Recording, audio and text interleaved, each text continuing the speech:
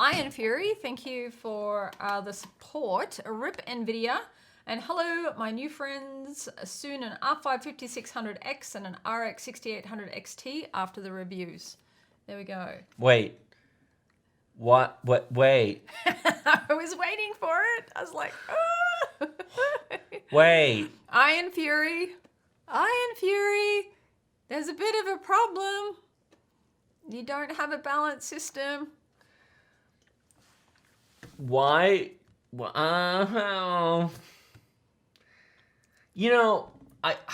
Oh, God.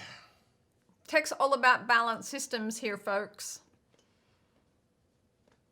You're going to buy a $650 video card at the end of 2020 and put a 6-core CPU on it.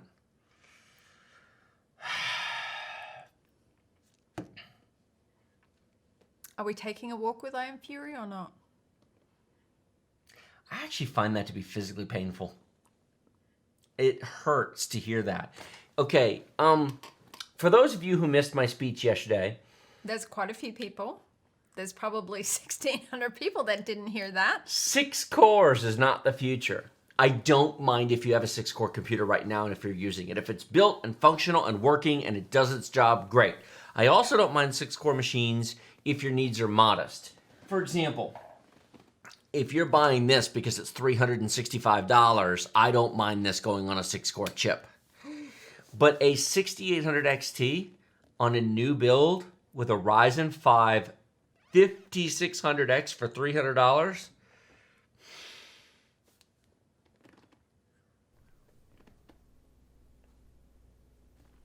The future is not 6 cores.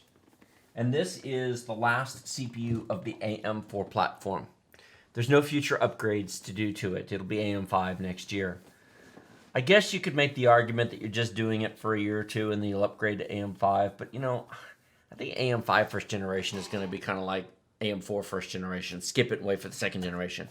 DDR5 is going to be expensive. PCI Express 5 is going to make the motherboards expensive. It will. Working all the kinks out for the first, you almost want to wait for Zen 5. Exactly. For the second generation. Kind of like how Zen Plus was much better than Zen 1. Oh, Zen, yes. A 2700X is much better than a 1700X. It cleans up the latency issues. It's just much better overall. It is.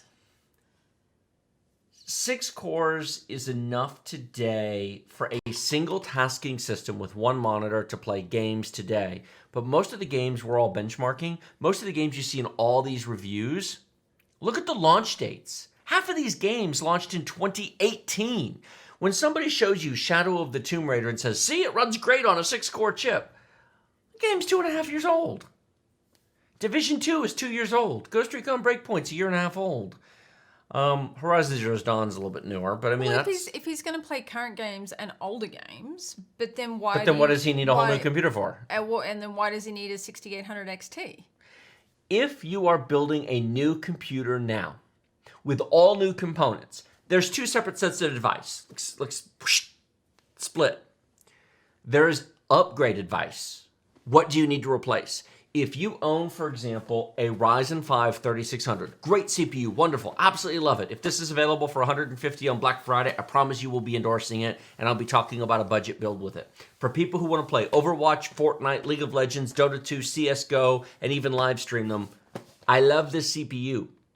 But if you want a 6800 XT for the next 3 years of gaming at high details on multiple monitors, you're nuts to put it on this.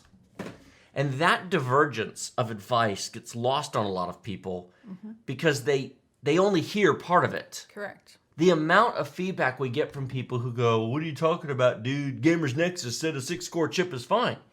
He's not wrong. Gamers Nexus and Hardware Unboxed have tons of benchmarks showing a 6-core, 12-thread chip will play currently published games, which mostly actually involves the past 2 years of games. If you really look at benchmark suites, we're talking about 2 years worth of games.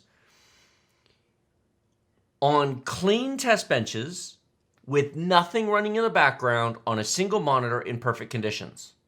They are completely correct. But if you are building a machine today and you're going to buy a And really, a 6800 XT is not going to be 650. It's going to be 700. By the time you buy a Sapphire Pulse or an MSI or a Gigabyte, it's going to be 700, maybe even 720.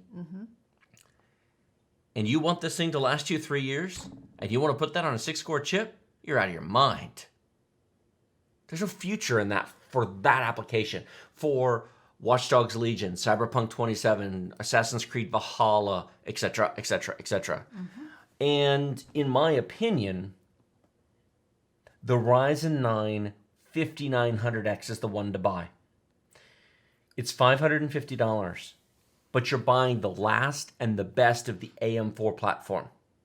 If you have $700 for your 6800 XT, dig into your pockets, pull out the extra $250, get the Ryzen 9 5900X, get 12 cores and 24 threads.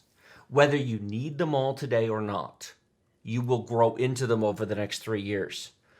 On 5 nanometer on AM5, Dr. Lisa Su has already gone on record and said that she intends to push the core count on the consumer platform above 16 cores. There's no future in 6. Buying a 6-core chip today and in 18 months replacing it with a 12-core chip doesn't save you any money in the long run. Total cost of ownership of just buying the 12-core chip today and be done with it. Correct. I don't think a lot of people think that. Total cost of ownership. Buying an interim chip and then later upgrading it involves 2 purchases and a transaction, and you don't get to enjoy it today.